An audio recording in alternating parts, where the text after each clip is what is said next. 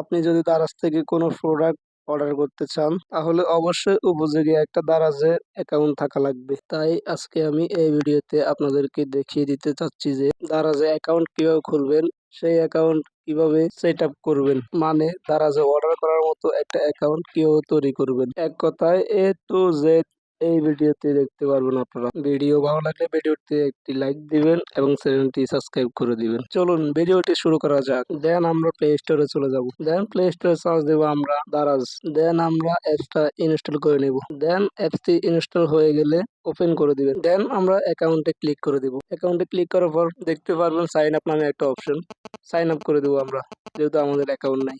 দেন এখানে নাম্বার দিয়ে আপনার অ্যাকাউন্ট খুলতে পারবেন। আমি যেহেতু নাম্বার দিয়ে খুলবো না, আমি আপনার গুগল দিয়ে অ্যাকাউন্ট খুলবো, তাই আমি গুগল টিপ দিলাম। তো আমাদের অ্যাকাউন্ট খোলা হয়ে গেছে, আমাদের 50% কাজ সাকসেস হয়ে গেছে।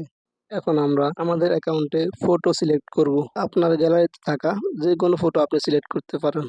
আমি এখানে আমার পছন্দ মতো একটা ফটো সিলেক্ট করে ফেলবো। দেন কনফার্ম করে দিবেন। তো এখন আপনার অ্যাকাউন্টটা একটু রিফ্রেশ করে দিবেন। রিফ্রেশ করার পরে দেখতে পারবেন যে আপনার অ্যাকাউন্টে ফটো সিলেক্ট করা হয়ে গেছে। তো এখন আমরা আসবো সেটিং অপশনে। দেন 2 নম্বর অপশনে দেখতে পারবেন অ্যাড্রেস বুক নামে। দেন এখন আমাদের অ্যাড্রেস দিব। তো এখানে প্রথমে আপনার নাম দিবেন। নাম দেওয়ার পর নিচে ফোন নাম্বার দিবেন। দেন সিটি দিবেন, আপনার সিটি আপনার আমাদের তো চট্টগ্রাম, আমি চট্টগ্রাম দিলাম। এখানে অবশ্যই আপনাদের অ্যাড্রেস দিবেন, না হলে কিন্তু হবে না। না হলে প্রোডাক্ট অন্য জায়গায় চলে আসবে।